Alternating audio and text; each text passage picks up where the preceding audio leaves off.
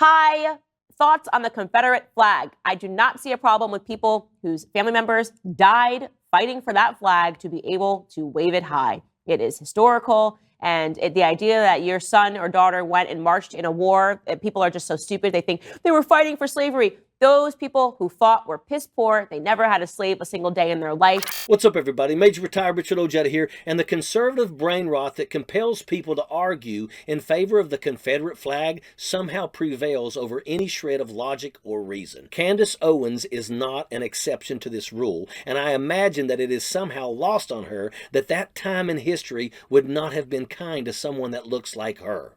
They fought for the South, and their sons signed up, went to war, and now they're told that even having the flag or having any pride for their dead relatives is something that is wrong and dirty and backwards and racist and associated with slavery. People are so ignorant about slavery and the numbers on slavery. I mean, the idea that everyone had slaves in the South is so stupid. It was the incredibly uber wealthy. People believing that everyone today had a yacht. I mean, it's just so, I'm just going to stop ranting about it. The answer is people should be allowed to keep their Confederate flags and wave them because it represents an element of history. But in her argument, she's saying that not everyone who went to fight for the Confederacy had slaves, and she's not wrong on that. That it is part of history, and that people died for a cause, and not necessarily to take part in that cause. Here's the thing. You could say the same thing about a lot of horrible wars that are represented by a flag. One of them is a flag that it seems like a lot of people in Candace's orbit seem to be quite fond of, but we reject it and the idea that it stands for. If I'm losing any MAGA fans on that example, it's the Nazi flag, by the way. A lot of y'all seem to like having that around now, and you know what that flag and the Confederate flag have in common. A reminder of how horrible things were done under the guise of being right and allowed. The fact that we have to go round and round in circles about what really happened in history, be it World War II or during slavery, and argue with people to understand the devastating impacts of it makes some of us feel like it's a little gaslit.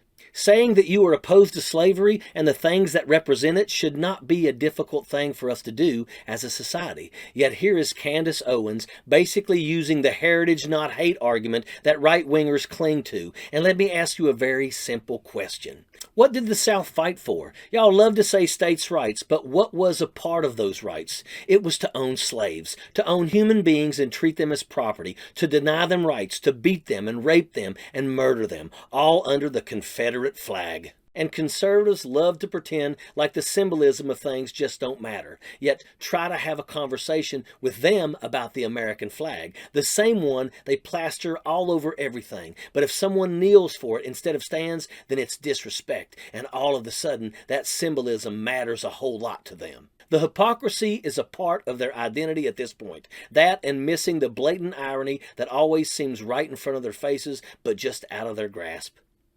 And also, to top it off, y'all are so angry about people not understanding history. Then why are you so opposed to teaching it correctly, to tell the whole story of our past? Does that symbolism mean anything to you, or is it just a pick and choose kind of thing? Yeah, imagine that. Sappers clear the way, airborne all the way.